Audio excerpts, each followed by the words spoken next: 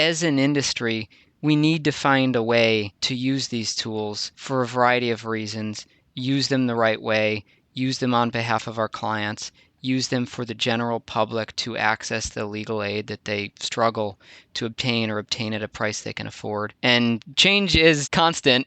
The rate of change is not constant right now, and that is not going to change, so we all just need to find a way to live with it and make the world a better place.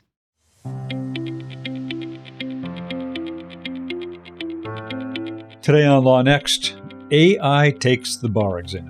Since the release last month of OpenAI's GPT 3.5 model and the related ChatGPT, speculation has been rampant about how this next generation of AI might upend the legal profession. But as others have been speculating, two legal scholars and scientists, Dan Katz and Michael Bommarito, put GPT 3.5 to the task, having it perform that most anxiety-inducing of tests along the path to becoming a lawyer, taking the bar exam. How did it do?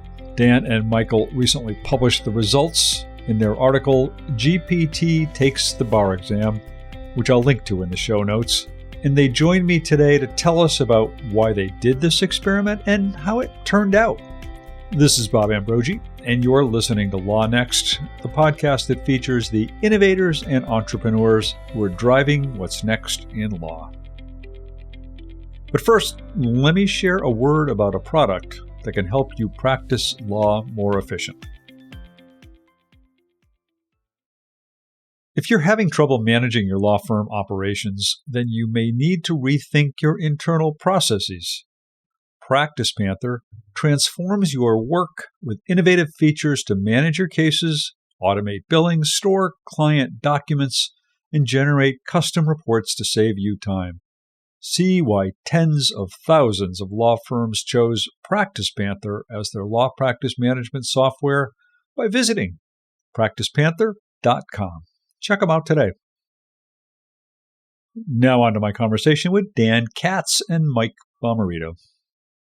Dan and Mike, thanks so much for joining me today. Thank you, Bob. Thanks for having us. Dan, I guess extra points to you for since you've just made the trip over to Germany a day or so ago, and maybe a little bit jet lagged right now. I really appreciate your talking. I know it's late there. So, I guess the headline here is to be found probably in the conclusion to your article, where you say, overall, we find that GPT 3.5 significantly exceeds our expectations for performance on this task. And there's been a lot of coverage of this, and a lot of talk about it. And we're going to get to all of that. But before we do any of that, let me just ask each of you to tell us a little bit about yourselves and what you do. Dan, you want to start us off? Well, sure. Yes. Thanks again also for having us here today. So I'm Dan Katz. I wear a couple hats in life, a few hats in life. One is I'm a professor at Illinois Institute of Technology, Chicago-Kent College of Law. So we're in downtown Chicago. I work while I'm in Germany, I'm affiliated faculty here at the Bucerius Law School and at Stanford Codex. I've also spent some time in the commercial world. I had a company I founded previously called LexPredict, and Mike and I co-founded that, and we're starting a new company now called 273 Ventures. So that's kind of my background. I live this dualism as sort of academic, but also interested in kind of the legal tech commercial world. Thanks. And you wear several hats. Mike is literally wearing a hat as we talk here right now. But Mike, tell us about yourself a little bit. Yeah, it's a John Deere hat I received with my tractor, if anyone's curious. A little bit of a dualism there in and of itself. Dan and I guess, to tell a little bit more of the origin. That's a whole other podcast right there. Yeah, talk about your tractor. A different podcast, but one I'm willing to entertain. So Dan and I, as origin story goes, met at the University of Michigan in a PhD program, and I stereotypically dropped out of the PhD with half-complete dissertation to go work for a hedge fund, and spent the next 4 or 5 years working in a variety of different kinds of financial services areas. For example, things like global high-frequency trading or reinsurance, or some of the 3-letter acronyms like CDS and CDO that you may have heard of. And that experience was honestly formative in our formation of LexPredict, because it taught us a lot about the different ways that legal interacted with the world. And so, like Dan said, we went on to together co-found LexPredict, which we exited in 2018, and we are, as I joked a couple days ago, back in the saddle again. And just to clarify, I mean Gene Autry and not Aerosmith to align with the hat. So great, thank you very much. So you guys published this paper just last week, I guess, as we're talking now. And it was early December, I think it was, that OpenAI came out with this GPT 3.5. Why did you want to perform this experiment in the first place? Why did you want to take GPT 3.5 and have it take the bar exam? Dan, you want to start with that? Or? Well, I mean, I think, having worked on a lot of these commercial type problems, when if you sort of looked at legal tech broadly, you'd see that legal language is usually the barrier that's prevented a lot of solutions from really breaking through. Legalese is very complicated, obviously, for people, and it's been really thorny for machines to work with. And so a lot of technology solutions that people have wanted to build have been sort of throttled by that. And so we see these large language models, of which GPT is an example, sort of beginning to make increasing progress, at least with general language. And we thought, well, maybe this will be the one that really can cross the Rubicon and really start to do well with legal language. And then, we looked at the bar exam and said, well, here's an example of a thing that everybody would know, where you have to really have a good command of legal language. And actually these questions, some of the questions are quite hard. They're really parsing very small distinctions in as people who, if you take the test, experience. And so we wanted to use this as a kind of example, not for tests per se, but just sort of to test the power of the methods and of the platform. So what is it about legal language that makes it perhaps more challenging, or a different kind of a challenge for AI? Yeah, I mean, in a technical linguistic sense, which is pretty boring, there's like the syntax and grammar, and then there's the semantics. More simply, I think you could think about this as like the semantics are maybe the Legos, the shape and color of the Lego.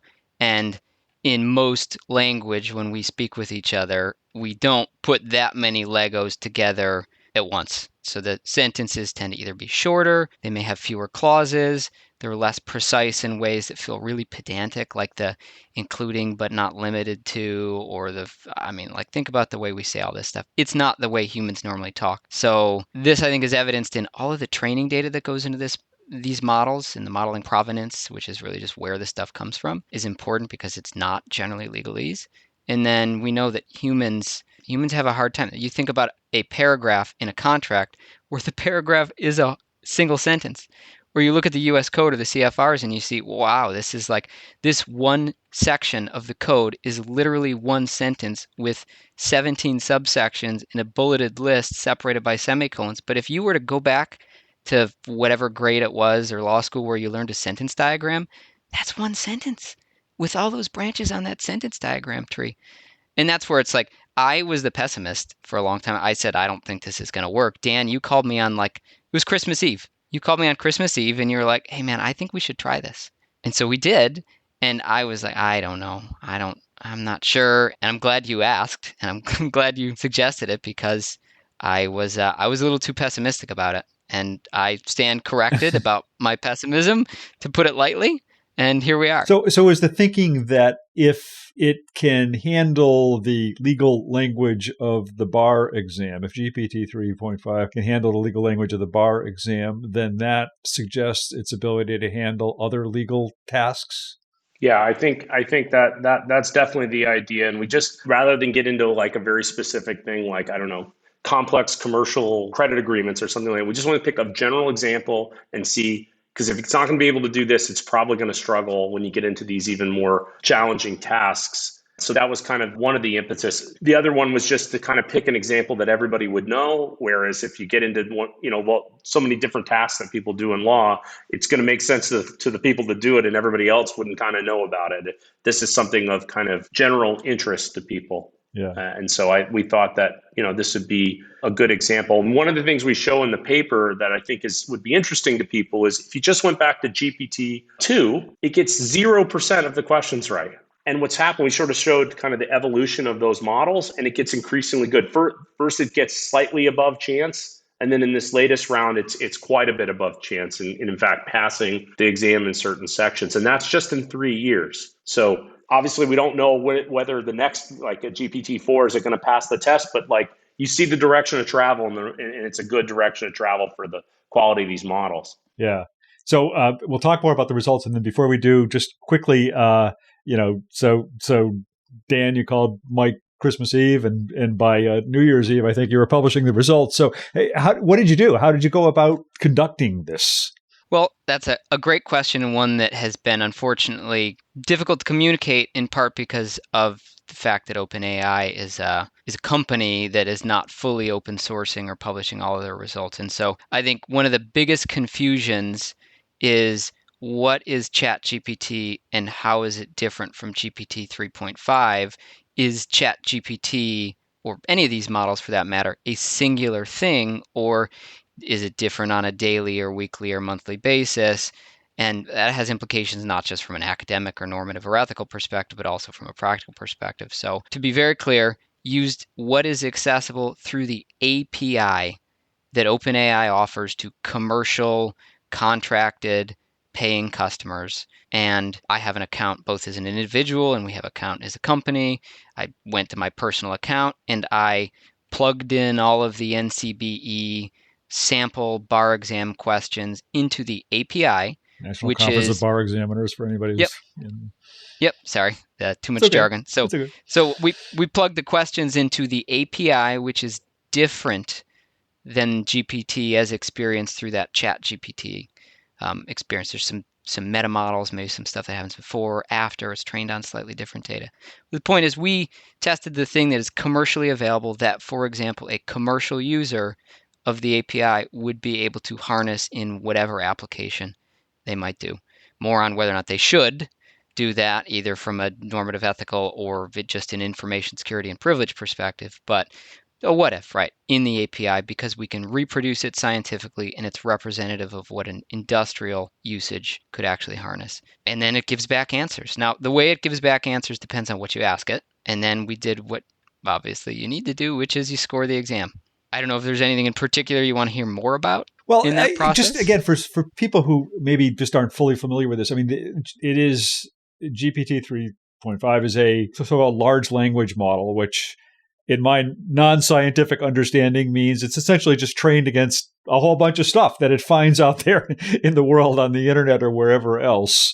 And my understanding is that in your study, you did not do anything to kind of further train it on legal language, although I think you did later try filtering it a little bit, I think, at some point, and found that didn't really have a lot. But basically, you're just taking it as it comes across the transom, the API version, and running it against this, right? Yep, exactly. And so part of this is like from a what is accessible, what is available in the market perspective. We thought this was most fair. I have 100 gigabytes of graphics processor RAM in my basement, and we train models, and we have an Amazon Web Services account, and blah, blah, blah. But that's not showing up with nothing but a credit card, and for $1.20 some running an exam, harnessing possibly the most valuable single piece of software that humanity has ever created. I mean, that's the truly incredible thing about this. You can show up with a credit card and sign up for this thing and take the source code that we put on GitHub, and you can do this yourself for less than $1.50. Well, you got to buy the bar exam questions. That's a few $100. Sorry, fair. But you could put something into the API. It's like never in the course of humanity have we had access to something so powerful for a credit card, just for access to a credit card. Yeah. Do you have any way of knowing whether in that LLM that it is that it hasn't been exposed to bar exam questions or legal language in its sort of general learning that's already part of it? It's a great question, and I think part of my paranoia about this question dates back to my time in financial services as kind of a quant PhD type, because the most common issue is you have information leakage from what's called the in-sample, out-of-sample, which is really just a fancy way of saying, are you cheating and looking at something you shouldn't know that you wouldn't know in reality? And so we have this kind of paranoia that I picked up on from my time in financial services. And we've had this experience, for example, with our prior paper on predicting Supreme Court opinions. And we went into this with the same frame of mind, which is we need to find a way to absolutely minimize the risk of exposure to leakage here. And obviously we had to balance that against, but we don't want to be the ones writing the questions, because maybe we are okay at writing the questions, maybe we're not, but it would be much more believable if we just took the questions as they were written by the actual National Conference of Bar Examiners or the test designers who work with them. So we picked a PDF that had questions, but that didn't have any explanations. We picked one that wasn't publicly available. We picked one where the answer key was all the way at the end so that it wouldn't be right next to side by side the questions. And we Googled around, so we'd copy paste a part of the question or a question, and we look online and see if some bar prep podcast or a blog post had covered it. And the answer was no. This specific exam, that wasn't quite true of every exam you can buy from the NCB. We don't need to get into those details, right? But this exam was clean. And even if somebody from OpenAI or one of the other data sources that they've purchased data from had included this PDF in the data, so this is in the provenance of the model, it probably wouldn't be learnable in a technical sense because there were no explanations. This is a large language model, so it needs explanations. And the answers were far away from the questions and not really associable, if you will, with the specific question. Okay. So it didn't cheat then. Yeah, it would be very hard for me to imagine that it cheated, especially like writ large cheating. Maybe a question here or there had featured on a blog post or a forum post that had been included, but the exam as a whole was almost certainly not in any learnable fashion available in the provenance of the model. You asked another question, though, as part of this, which I think is important, is there's something called the pile, which is the data that GPT is trained upon. And that almost certainly does include legal language, and that's a good thing. What's interesting is it's a large combination of language kind of writ large on the internet, which includes obviously some legal documents, but a ton of other things. And that's kind of what, if you even think about a lawyer, people carry both of these in their minds, right? They keep, Bob, the general language and legal language. You have this mixture of this going on. And what's interesting is how do you combine those as a person? And then that's the same type of task that you have to do as the machine. You have to figure out how to tune this kind of the blend of the two worlds. One open question is we can't peer directly into the model, but if you could go and work directly in it, you would try to feed it, maybe juice it with some stuff that would really help it. Like, one thing people asked us is, well, what if you gave it a bunch of bar prep materials? That's what a person does. Wouldn't that be good for the model? I'm like, yeah, probably it would be, but we don't have the ability to peer directly into this particular model. You just kind of give the questions through the API and you get back answers. As you've heard, when Dan Katz called Mike Bommarito on Christmas Eve and suggested they experiment with having GPT 3.5 take the bar exam, Mike was highly skeptical. So how did the experiment turn out? Was this AI program able to pass the bar exam? We'll find out more about what happened in a moment. But first, let me tell you about the sponsors who so generously support this podcast.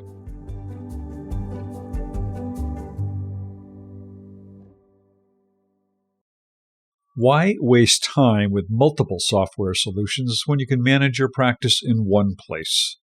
Practice Panther believes that lawyers should practice more and manage less. With native features to manage cases, automate billing, process online payments, send and store documents for e-signatures, and generate custom reports, you never lose sight of what matters most at your law firm. Learn why tens of thousands of law firms chose Practice Panther by visiting them at practicepanther.com. Welcome back to LawNext. Few would dispute that GPT 3.5, which was released by OpenAI in December, takes AI to a whole new level. But is it smart enough to pass the bar exam? And if it is, or soon may be, what are the implications for legal practice and legal technology? My guests Dan Katz and Mike Bommarito conducted that experiment and shared the results in a recently published paper. As we return to our conversation, we talk more about how GPT 3.5 did on the bar exam and what the results mean in the broader context of law practice and access to justice. Let's get back to that conversation.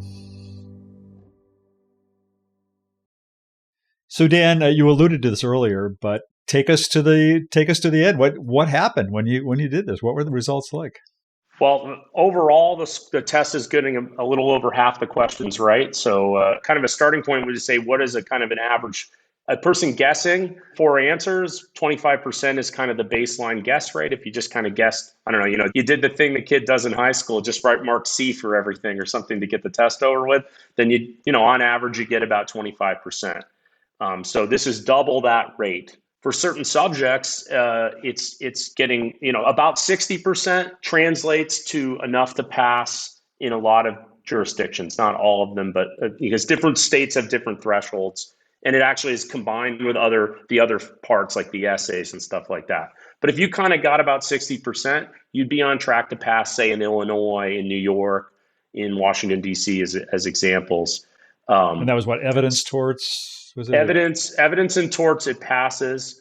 We roughly match what humans do on civil procedure, and that's the test, the part of the test that people score the worst on. And so obviously people say, well, why does it do so much worse, say, on criminal law and procedure? I mean, we don't really have a great answer for that. I would guess that it has to do with what materials it's consumed on the front end. But large language models are in this kind of black box family, and it's truly a black box because you can't even inspect any of the things because it's, again, behind you're just getting it through the API from OpenAI. Yeah. Also, I don't know that we ever mentioned this, but these are all multiple choice questions, not an essay exam. No.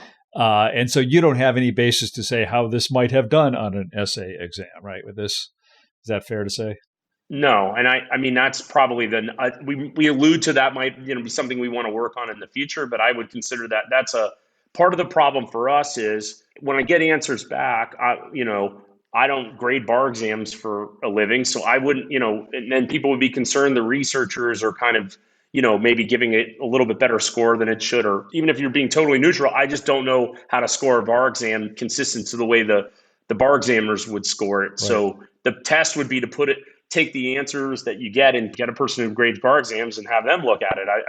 And give it a number. Right. So, Mike, I think you already said that when Dan called you on Christmas Eve, you were skeptical of this whole project. So, needless to say, I guess you were surprised by the results here. What was your reaction to this? I don't know. It's funny. Like, I think I wrote my first neural network maybe 2001 or 2002. I don't remember if it was BASIC or Fortran or later MATLAB, something like that for anybody who's got those personal experiences. But it's been a very long road for this technology. I have a book from John von Neumann, the famous Hungarian scientist here, and he first talked about the potential for neural networks to approximate human behavior, among others, 70 years ago. So if you've said, is the 71st year or so going to be any different than the last 70 years of failure to address this problem? Your best guess is probably no. Why is today going to be any different than the last 70 years of today's where we've been, let's just say, underwhelmed with the results? And I don't know what to say in a way that can be truly appreciated by somebody who kind of hasn't lived what a neural network is or seen what natural language processing tasks look like at scale. But it's truly a change that will have consequences that we need to prepare for, that has economic and normative dimensions, that is probably not going to go away for a variety of reasons that include things like nation state actions as well as just fundamental economics. So I'm not sure that answered your question, or maybe went off in a rocket ship to space, but well, I'm not sure there is any answer to right. There's certainly no right answer to my question whatsoever. I mean, that's really the question that comes up in my mind is just, what are the implications of this? I mean, I think in some sense, I feel like so many in the legal profession have sort of been talking about and complaining about and even worrying about AI for a number of years now. And, we all remember the New York Times headline of, a few years ago about armies of lawyers replaced by robots or something like that. And it's never quite seemed so tangible or real as suddenly it's seeming right now. I mean, Dan, what are your thoughts on what some of the implications of this? I even when it first came out and in the weeks that have followed, I think it's a bit of a Rorschach test for people. Actually, you can look at it and you can find kind of here's all the things that it might be able to do or might be able to assist in, and that's kind of one personality type, and then you find another person who sort of finds all the things it can't do and pokes holes in it and sees kind of, oh, it can't do this, oh, I gave it that, it can't do that. And it's more of a telling you about how people see the world in a sense, because I mean, that it can be useful in at least some of the work, say, that lawyers do, is like, to me, that's not even really debatable. The question is, how do you embed that in these kind of work streams that people work in? There's a bunch of complications that are associated with that, but I mean, I've just sort of noticed that there's sort of people kind of either half full or half empty when it comes to it, and it's more just kind of how people are on stuff. Well, but again, so much of the paranoia, perhaps in legal, about AI has been, this is going to take away my job, and suddenly, suddenly that question seems to have more footing to it. What is is it your fair job, to though, ask that? right? Yeah. What is your job? As knowledge workers, I think we really need to ask ourselves, what is it that we do as knowledge workers, whether you're an accountant or an attorney or some other finance professional? There's a sub part of that question, which is, what is it that you do that you don't want to do or that you shouldn't do? But at a high level, what we largely do is navigate information in the context of facts and objectives. We've got a knowledge of the law and rules and norms. We have some facts about a situation of a client, and then we have their objectives or interests as we assess them or as they state to us. And our goal is to strategically navigate that on behalf of the client to help them achieve objectives, regardless of whether that has to do litigation or taxation or revenue recognition or whatever it is. We just need to navigate the information to, as the AI CPA says, remember and understand or recall information. We need to take that remembered or recalled information, and then we need to apply that for analysis and evaluation. And then we need to summarize and communicate that to the stakeholders, the clients, whoever. And there's a lot of that LLMs are not doing right now, right? In particular, give you a little bit of a sneak peek, we've taken some of the material that the AI CPA uses to assess, like the CPAs of the world, kind of the big four work streams that are very common. We've already run not a CPA exam, but much of what a CPA exam contains. And GPT 3.5 is incredibly bad at anything that has to do with numbers. So it scores, for example, on the fill in the blank, write the amount section of the regulation part of the CPA exam, scores 10% overall. That's laughably bad. I don't think anybody who takes legal information or accounting information or financial information and puts a number anywhere on the page has got to worry right now about their job entirely going away. Maybe somebody's working on task factors related to that right now. I don't know. See you in 18 months for an update. But there's things it is not doing right now and nowhere near close to doing. And honestly, are we getting paid to remember information to search the US code, or are we getting paid to provide valuable advice based on our experience and strategic insight for a counsel or for our clients? There's a deeper question economically about what that might mean for the industry once the work that we do is more strategically focused on real value creation. Maybe it has to do with a billable hour, maybe it doesn't. But if what we do is help clients achieve strategic objectives, then I don't know. What about, there's so much talk, of course, about the access to justice crisis and a lot of focus on trying to develop tools that can help consumers who are not able to work with a lawyer. If GPT 3.5 is close to passing the bar exam, how close are we to being able to use a program such as this to better serve people who are not able to get help from a legal professional? Well, I think that's definitely something that needs to be explored. I mean, the answer is, I think it's promising if it can do this, but it's not been tested. And so I'd be a little concerned to say, yes, it can definitely. I mean, if you look at like one thing that has been successful is things like, I mean, in Illinois Legal Aid Online, which is essentially curated legal information that people pose, kind of pose questions. Now, that to the extent we could create a little bit more of a seamless chat interface in that kind of context, that'd be very helpful to people, because that's kind of would be more consistent with the type of experience than sort of like write a prompt, get an answer, and you hope that the mapping between what you wrote is actually kind of connects to the problem you have. But I mean, Right. these state legal aid websites with information is an attempt, maybe the precursor to what you're talking about, which is getting reasonably curated information out there to the broader public about legal questions. Yeah, and that's been really one of the challenges for one of those sites, has been able to kind of translate the way people on the street talk about legal Right. issues that they may have and how lawyers or legal professionals or others talk about those same problems. And it seems like there's really potential there for bridging that language gap, if you want to call it that. Yeah, I mean, definitely. I mean, I think overall, just kind of big picture, the point of all of this is not to take tests. It's to augment knowledge workers so that we can increase the quality and decrease the cost of doing legal work. And, of course, people say, well, what about the jobs? And I mean, sure, this is probably not completely neutral when it comes to all of that. But the one thing that is moving in the background that Mike and I've spent a lot of time on is sort of studying the growth of legal complexity. So this is some of the demand for lawyers comes from, is that the legal system kind of grows in its complexity. And so even if you make certain tasks more easy to accomplish, you still have this kind of ticker moving in the background that's sort of up and to the right from a sort of how complex the legal system is. So, I mean, how that balances out, I don't know. But I mean, that should be noted here is we have to have tools that are that we need to develop better and better tools to solve for that problem, it seems to me. Yeah. Something else, speaking of tools, I mean, one other, I guess, question I have is as this GPT 3.5 or its other iterations that other companies are developing out there continues to evolve, I wonder what it means, what I think of as legal technology. I mean, right now we have this market of technology products out there that some do contract analysis, some do legal research, some do, whatever else. Do you suddenly just have one interface that you go to and it does it all for you?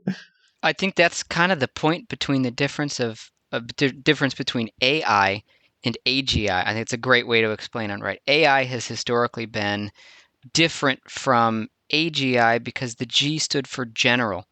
And so what you're describing is general intelligence. And if it's not a human, it's not a natural person, then it is artificial general intelligence, maybe artificial general legal intelligence. But yeah, it's a very important question for the current state of the market, because if you're 3, 5, even 1 or 2 years old in this space and you've developed point solutions based on either traditional AI or just any kind of software, there's serious existential questions. I mean, we built Lex NLP and Contract Suite in our prior company, LexPredict, and they were technologies that at the time were pretty much state of the art. And to be very honest, I don't know what they're worth anymore because of what's happened. So we weren't alone, right? We previously exited and have moved on from those softwares, but anybody who built anything more than 12 months ago needs to ask deep and The serious landscape questions about. changes, right, Mike? I mean, it's just the Yep. way it goes, right? I mean, the landscape Right. changes, right? Yeah. Yeah. I mean, So how long before GPT passes the bar exam? I don't know. Well, there's GPT-4 coming out, and frankly, here's the thing, that biggest picture. I mean, if a bunch of the other big tech companies have models or are building models, Right. and so this is not going to be the only Right. flavor of ice cream out there. And so the interesting question is which ones succeed at which tasks. Maybe you can combine these in various ways. It's going to get pretty interesting out there, right? But I mean, the amount of investment that's already been done in large language models and is likely to happen now after this release, it's going to be interesting for, let's say, the existing legal tech incumbents, because I think many of them got to think about what is their generative AI strategy, let's call it that. Yep. Yeah. Well, before I wrap up, I mean, let me just ask each of you if you have any closing thoughts or other points about this that you wanted to make that we haven't talked about yet. Dan, what about you? Start.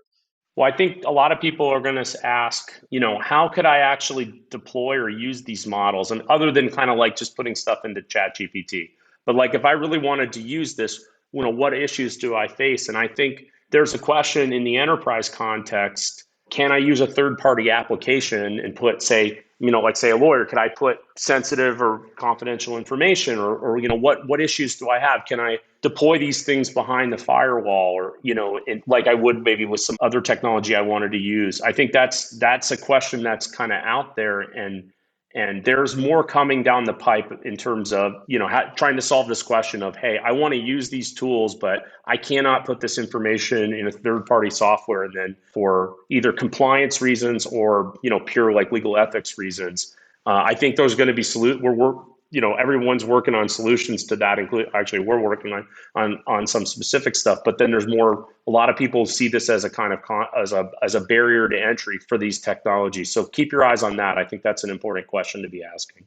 Yeah, and actually, I don't think we really talked about this, but there's also this. Isn't there also the issue of not just being able to use it in your own sort of context, but also of, you talked a little bit in your paper about this idea of fine tuning the algorithm so that it's more precise to particular use cases. Interestingly, I think I did mention this earlier. That interestingly, in your paper, when you did that for the bar exam, it actually did not improve the results. You got even worse results, I think. But that's certainly something that's out there and is going to be thinking about more, is sort of fine tuning. We had to take it on the other side of the API. What you'd really like to do is go in and actually feed it a very large corpus of relevant text. And you would imagine, although it's not a guarantee, you'd imagine that would improve performance. So if you could locally deploy GPT, then you'd be able to do something like that. But today you sort of just have to, you push stuff up, you get stuff back. So that is definitely going to change. If it's not with GPT, it'll change with some of the other models that enter the competitive landscape from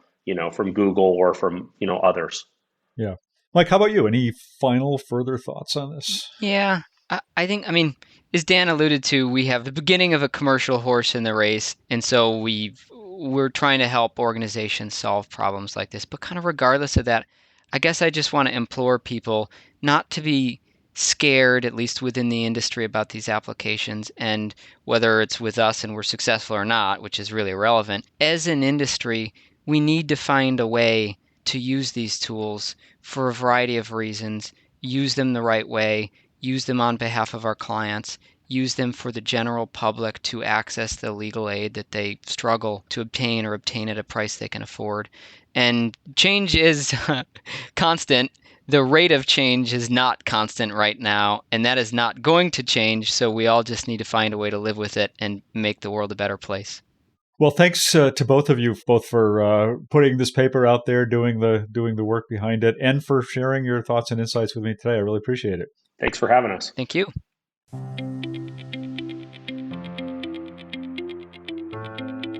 My sincere thanks to Dan and Mike for taking the time to speak with me today and share their insights. If you would like to share your own thoughts or comments on today's show, please do so by tweeting us at LawNext Podcast or by emailing me directly, ambrogi@gmail.com.